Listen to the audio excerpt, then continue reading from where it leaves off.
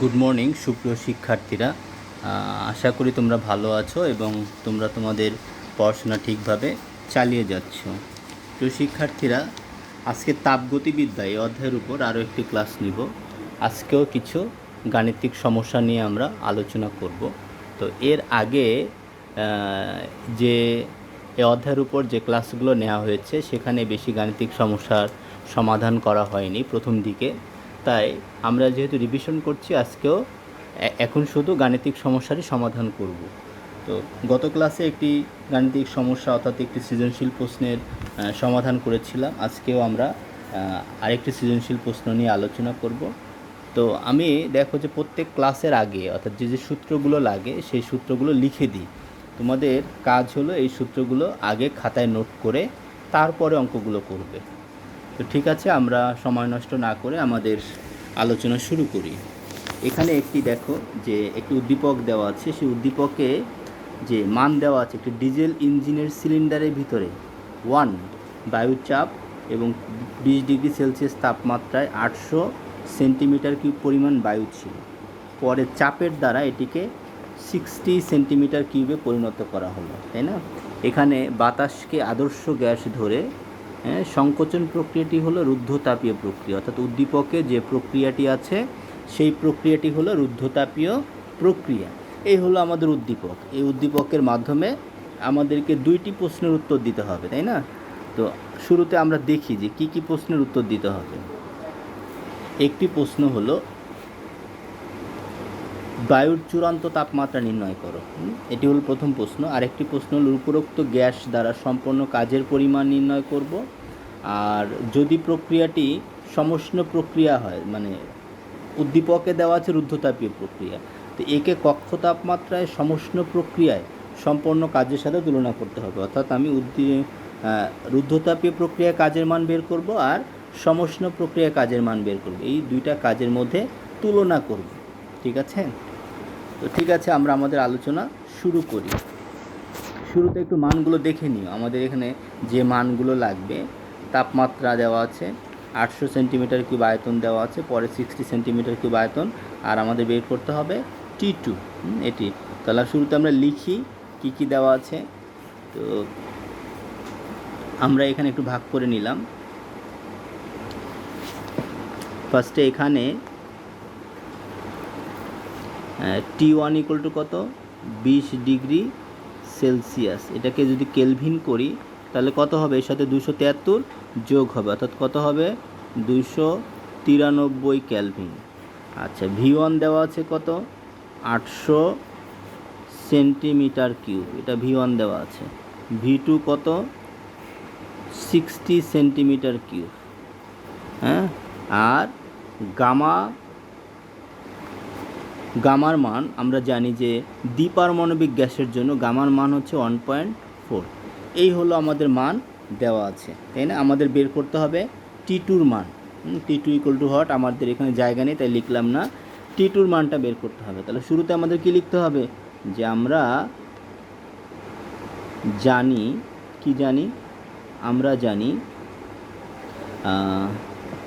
T1 V1 gamma minus 1 equal to T2 V2 gamma minus 1।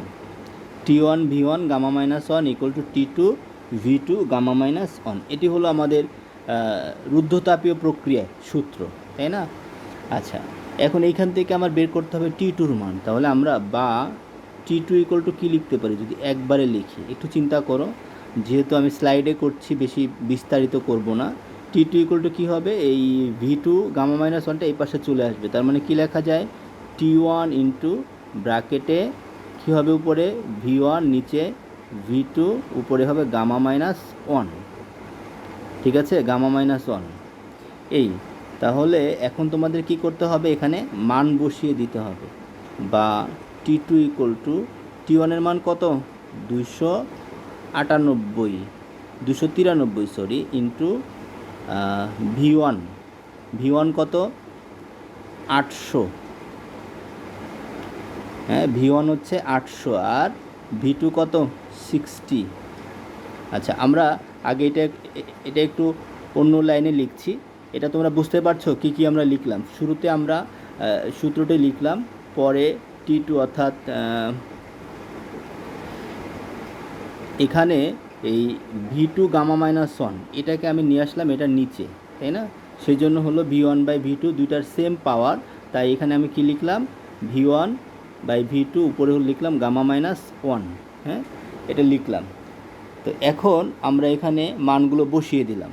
তাহলে কি হবে যদি আমরা মানগুলো বসিয়ে দিই, বা V2 ইকুয়াল টু, আমি ওই পার্টটা আর একটু লিখে নিব, সেটা সরি, বা T2 ইকুয়াল টু কী ছিল? T1 into V1/V2 gamma minus 1 এটা ছিল, তাই না? তাহলে আমার এখানে হচ্ছে 293 ইন্টু V1 মান হচ্ছে 800, আর নিচে কত? 60 সেন্টিমিটার, আর এখানে হলো গামার মান কত? 1.4 মাইনাস 1 এটা। তাহলে এখন যদি আমরা ক্যালকুলেটরের সাহায্যে এটাকে হিসাব করি তাহলে কি আসবে? হ্যাঁ, তোমরা একটু হিসাব করো কি আসে। ক্যালকুলেটরটা ধরে মানগুলো বসিয়ে দাও। মানগুলো বসালে কি আসবে? সমান সমান 825.74 এত কেলভিন আসবে, তাই না? তো আমরা জানি যে কেলভিনকে যদি আবার সেলসিয়াস করতে হয় তাহলে 273 বিয়োগ করতে হয়। তাহলে এটা থেকে যদি আমি সেলসিয়াস করি তাহলে কি আসবে সেই মানটা? তাহলে সেই মানটা আসবে 552.74 ডিগ্রি সেলসিয়াস। 552.74 ডিগ্রি সেলসিয়াস যদি আমরা এটাকে সেলসিয়াসে করি, তাহলে এই হলো আমাদের অঙ্ক। তাহলে এই অঙ্কটা করতে গিয়ে আমাদের যদি আমরা সূত্রটা মনে রাখি তাহলে অঙ্কটি খুবই সহজ, তাই না? বুঝতে পারছো না? ঠিক আছে, আমরা এর পরের অঙ্কটা করব। আচ্ছা, এরপরে যে উদ্দীপকটি দেওয়া ছিল সেটি কি ছিল? যে উপরোক্ত গ্যাস দ্বারা সম্পন্ন কাজের পরিমাণ নির্ণয় করো এবং একে কক্ষ তাপমাত্রা সমষ্ণ প্রক্রিয়ায় সম্পন্ন কাজের সাথে তুলনা করতে হবে। তার মানে আমাদের দুই প্রক্রিয়ায় কাজ বের করতে হবে, একটা হলো রুদ্ধতাপীয় প্রক্রিয়ায় কাজ আর একটা হলো সমষ্ণ প্রক্রিয়ায় কাজ। হ্যাঁ, তাহলে আমরা শুরু করি অঙ্কটি। প্রথমে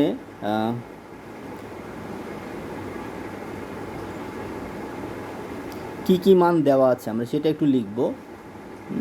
কি কি মান দেওয়া আছে, তো এখানে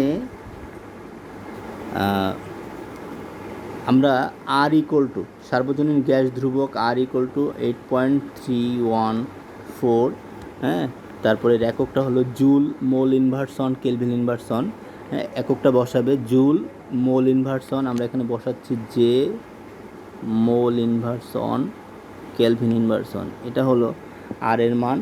আচ্ছা, আর কি আছে? গামা ইকুয়াল টু কত? 1.4, এটা হলো গামা। আচ্ছা, আর এখানে কি লাগবে? T1, এখানে T1 এর মানটা কত? T1 ইকুয়াল টু কত পাইছি আমরা? হ্যাঁ, T1 ইকুয়াল টু 293 ক্যালভিন, তাই না? T1 ইকুয়াল টু 293 ক্যালভিন, আর T2 ইকুয়াল টু কত? T2 মানটা একটু আগে বের করলাম, 825.74 ক্যালভিন। হ্যাঁ, এটা হলো T2 মান। তাহলে আমাদেরকে বের করতে হবে কোনটা? ডাব্লু, কৃত কাজ ইকুয়াল টু হট। তাহলে আমরা যদি কৃত কাজ করি তাহলে আমরা কি লিখব? যে সমষ্ণ প্রক্রিয়ায় রুদ্ধতাপীয়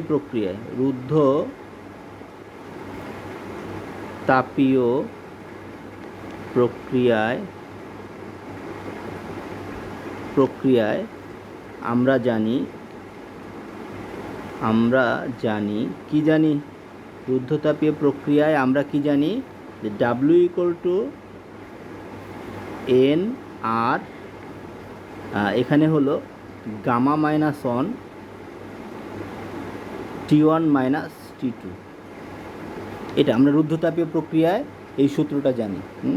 আমরা জানি এন আর গামা মাইনাস 1 এবং T1 মাইনাস T2। এখানে এনটা কি? এই এনটা হলো মোল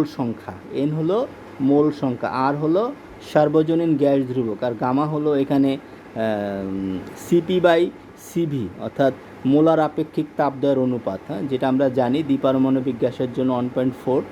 আচ্ছা, আর T1 হলো আদি তাপমাত্রা, T2 চূড়ান্ত তাপমাত্রা। এই মানগুলো আমাদেরকে বসিয়ে দিতে হবে, বসিয়ে দিলেই আমরা অঙ্কটি পেরে যাব, তাই না? বুঝতে পারছো তো? আচ্ছা, তাহলে আমরা এখন মানগুলো বসিয়ে দিই। সমান সমান কী ছিল? এনের মান কত? 1। এনআর, আমি সূত্রটা আরেকবার একটু লিখে নিই। এনআর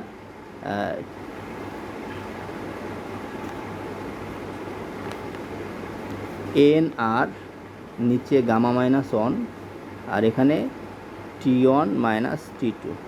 আচ্ছা, তাহলে মানগুলো বসায় দাও। এনের মান হচ্ছে 1 ইন্টু আর এর মান 8.314 আর নিচে গামার মান হচ্ছে 1.4 মাইনাস 1। এখানে T1 এর মান হচ্ছে 293 মাইনাস আর একটা কত 825.74 825.74।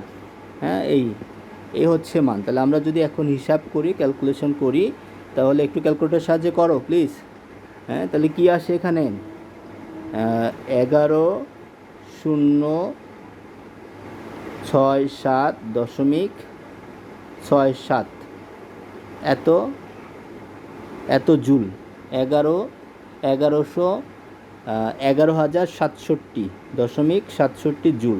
এটা হলো, এর আগে একটা কি আসবে? মাইনাস, ঠিক আছে, মাইনাস 11,067.67 জুল। এটা হলো রুদ্ধতাপীয় প্রক্রিয়ায় কৃত কাজের মান। অবশ্যই এখানে কি আসবে? মাইনাস আসবে, একটু খেয়াল করবে। হ্যাঁ, মাইনাস আসবে। আচ্ছা, কেন মাইনাস আসবে? কারণ এখানে T2-র মানটা বড়, এখানে T2-র মান বড় বিদায় কি আসবে? মাইনাস আসবে। আচ্ছা, এই হলো আমাদের অ্যান্সার। এটা হলো যে রুদ্ধতাপীয় প্রক্রিয়া। এখন আমাদের সমষ্ণ প্রক্রিয়াকৃত কাজ বের করতে হবে, ঠিক আছে? আবার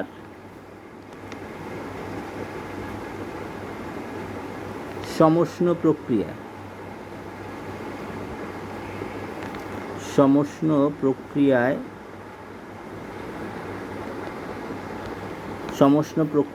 W ইকুয়াল টু কী জানি আমরা? সমষ্ণ প্রক্রিয়া W ইকুয়াল টু আমরা কী জানি? মনে আছে? nRT ln V2 by V1। আমরা জানি সমষ্ণ প্রক্রিয়ায়, তাহলে এটা আমরা W1 দিই, আগেটা W দিয়েছি। nRT ln V2 by V1। তাহলে n এর মান হচ্ছে কত? আমরা মানগুলো বসিয়ে দিব। n এর মান, একটু মানগুলো বসাও। n এর মান হচ্ছে 1 মোল ইন্টু আর এর মান 8.314 লেখা যায়, 8.314 ইন্টু টি এর মান 293 ইন্টু লন V2-র মান হচ্ছে কত? 800 আর নিচে হলো কত? 60। এই আমরা যদি এই মানগুলো এখানে বসিয়ে দিই, তাহলে আমাদের রেজাল্ট যদি হিসাব করি, তাহলে কত আসবে? সমান সমান মাইনাস 6417.53 এত জুল, ঠিক আছে? এই হলো আমাদের কৃত কাজের মান। তাহলে কোন প্রক্রিয়ায় কৃত কাজের মান বেশি বলো? সমষ্ণ প্রক্রিয়ায় না রুদ্ধতাপীয় প্রক্রিয়া? কোন প্রক্রিয়ায় কৃত কাজের মান বেশি? সমষ্ণ রুদ্ধতাপীয় প্রক্রিয়া আসছে মাইনাস 11,067 আর এখানে সমষ্ণ প্রক্রিয়া আসছে কোনটা? মাইনাস 6,417 এত জুল। তাহলে আমার দেখা যাচ্ছে যে সমষ্ণ প্রক্রিয়ায় কৃত কাজের মান কি হয়? বেশি হয়। সমষ্ণ প্রক্রিয়ায় কৃত কাজের মান বেশি না রুদ্ধতাপীয় প্রক্রিয়ায় কৃত কাজের মান বেশি? এখানে মাইনাস দ্বারা সংকোচন প্রসারণের বিষয় আছে, তাই না? কিন্তু আমার মান হচ্ছে কোনটাতে বেশি? রুদ্ধতাপীয় প্রক্রিয়ায় বেশি। তাই রুদ্ধতাপীয় প্রক্রিয়ায় কৃত কাজের মান বেশি। তোমরা এটা মনে করবে না যে এখানে যেহেতু নেগেটিভ আছে তার মানে তোমার এটাই বড় হওয়ার কথা। এখানে নেগেটিভ হচ্ছে সংকোচন প্রসারণের জন্য, ঠিক আছে? আচ্ছা, এই হলো আমার কৃত কাজের মান। তাহলে আমরা কি লিখব? যে আমরা লিখব যে এখানে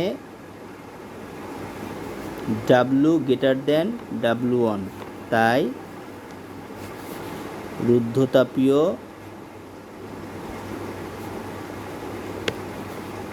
প্রক্রিয়ায়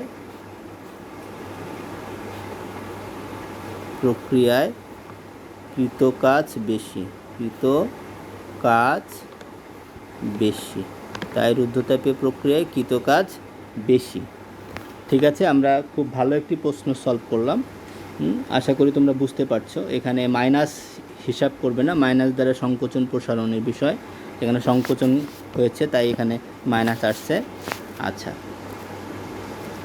এরপরে আমরা নেক্সট আরেকটি প্রশ্নে যাব। এখানে ফার্স্টে একটি উদ্দীপক দেওয়া আছে, দেখো যে 20 গ্রাম অক্সিজেন গ্যাসের জন্য একটা লেখচিত্র দেখানো হলো। এখানে 20 গ্রাম অক্সিজেন গ্যাস, এখানে লেখচিত্র এইদিকে আছে ভি আর এইদিকে আছে চাপ, তাই না? লেখচিত্রের এইদিকে আছে ভি আর এইদিকে আছে চাপ, আর এখানেও সেম, এইদিকে ভি এইদিকে চাপ। তো এখানে এটা হলো রুদ্ধতাপীয় প্রক্রিয়া আর এটা হলো কি সমুষ্ণ প্রক্রিয়া। রুদ্ধতাপীয় প্রক্রিয়া আর একটা কি সমুষ্ণ প্রক্রিয়া। রুদ্ধতাপীয় প্রক্রিয়ায় কি চেঞ্জ হয় না বলো তো? তাপ চেঞ্জ হয় না, তাপমাত্রা চেঞ্জ হয়। আর সমুষ্ণ প্রক্রিয়া কি চেঞ্জ হয়? সমুষ্ণ প্রক্রিয়া তাপমাত্রা চেঞ্জ হয় না, তাপ চেঞ্জ হয়। সেই জন্য এখানে দেখবা যে দুইটা ক্ষেত্রে তাপমাত্রা আমার কি আছে, সেম আছে, 27 ডিগ্রি সেলসিয়াস। বা এখানে কিন্তু টিটুর মান দিয়ে দেয়নি, টিটু কিন্তু সেম না, একই না, তাই না? যেহেতু এটা রুদ্ধতাপীয় প্রক্রিয়া। এই হলো আমাদের উদ্দীপক, এটা 20 গ্রাম অক্সিজেন গ্যাসের। তো এই উদ্দীপকের মাধ্যমে আমাদের যে প্রশ্ন উত্তর দিতে হবে সেটা কি প্রশ্ন, যে চিত্র 2 অনুযায়ী T2 এর মান বের করো। চিত্র 2 আমার কোন প্রক্রিয়া? রুদ্ধতাপীয় প্রক্রিয়া, তাই না? তো রুদ্ধতাপীয় প্রক্রিয়ায় আমার তাপমাত্রার মান বের করতে হবে। তো এখান থেকে একটু দেখে নাও, আবার একটু দেখে নাও। এখানে V2 ইকুয়াল টু কত? 2V1, V2 equal to 2V1, R T1 এর মান কত? 27 ডিগ্রি সেলসিয়াস। এটা একটু খেয়াল রাখবে। আর T2টা বের করতে হবে। তাহলে আমরা লিখি আগে কি কি দেওয়া আছে।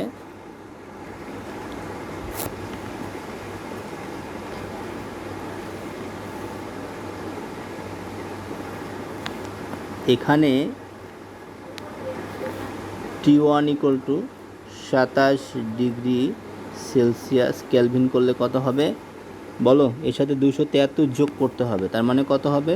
300 ক্যালভিন, তাই না? আর V2 ইকুয়াল টু কত? 2V1, V2 equal to 2V1 বের করতে হবে T2 মান। তো আর এখানে গামা ইকুয়াল টু কত? 1.4। হ্যাঁ, আমরা জানি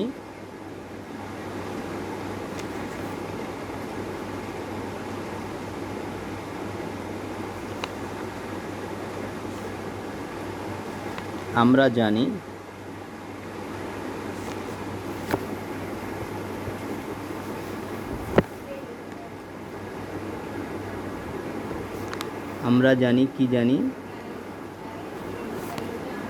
T1 V1 to the power gamma minus 1 equal to T2 V2 to the power gamma minus 1। বা আমি যদি এখান থেকে T2 বের করি তাহলে T2 ইকুয়াল টু কত হবে? T1 ইন্টু আগের অঙ্কটার মতো যেটা ছিল প্রথম অঙ্কটা, তাহলে উপরে হবে কত? V1 by V2 gamma minus 1। এই হলো আমাদের সূত্র প্রয়োগ করে এইভাবে অঙ্কটি করতে হবে, তাই না? তো যদি আমরা এই অঙ্কটি করি, এখন মানগুলো বসিয়ে দিই, আমার V2-র পরিবর্তে বসাতে হবে 2V1, তাহলে অঙ্কটি কিন্তু হয়ে যাবে। তাহলে আমরা সমান সমান কী লিখতে পারি? বা T2 সমান সমান T1 এর মান 300 ইন্টু V1 বাই 2V1, V2-র মান 2V1 আর গামার মান কত? 1.4 মাইনাস 1। এইভাবে যদি আমরা মানগুলো এখানে V1 কাটা যায়, তাহলে থাকে কত? হাফ, তাই না? হাফ। তাহলে আমরা এখানে যে মানগুলো বসালাম, বুঝতে পারছো? তাহলে আমার কি আসে এখানে মান? বা T2 ইকুয়াল টু কত আসে? 300 ইন্টু বা T2 = 300 ইন্টু এর এখানে কত আসে হাফ, আর বিয়োগ করলে কত হয় 0.4। এখানে যদি আমরা মানটা বসিয়ে দিই তাহলে কত আসবে জানো? হিসাব করো কত আসে। 227.4 কেলভিন। এটাকে সেলসিয়াস করলে সমান সমান -45 কত 6 ডিগ্রি সেলসিয়াস। এই তাহলে আজকে দেখো যে খুব সহজ।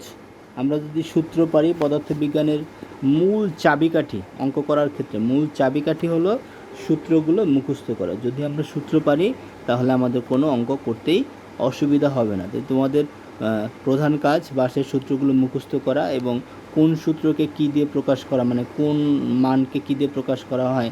যেমন T1 দ্বারা উৎসের তাপমাত্রা, T2 দ্বারা তাপগ্রাহকের তাপমাত্রা, আবার T1 = বলতে পারি আদি তাপ, T2 চূড়ান্ত তাপ, তাই না? তো এইভাবে আমাদের অঙ্কগুলো করতে হবে। তো আজকে আমাদের আলোচনা এ পর্যন্তই থাকবে। আমরা যা যা করলাম আশা করি তোমরা এগুলো বুঝতে পারছো। এগুলো বাসায় তোমরা প্র্যাকটিস করবে এবং নেক্সট ক্লাসে আরও কিছু গাণিতিক সমস্যা সমাধান নিয়ে আলোচনা করব। তোমরা জানো যে এর আগে যে ক্লাসগুলো আমরা নিয়েছি সেই ক্লাসে অঙ্কগুলো স্লাইডে করা ছিল, আমরা স্লাইডের অঙ্কগুলো বুঝিয়েছি। এখন তোমাদের আমরা কি করছি, আমি বোর্ডে অঙ্ক করানোর মতোই স্লাইডে সাথে সাথে অঙ্ক করে বোঝাচ্ছি। আশা করি এটি তোমাদের আরও বেশি ভালো লাগবে। তো ঠিক আছে, সবাই ভালো থাকো, সুস্থ থাকো। ধন্যবাদ সবাইকে।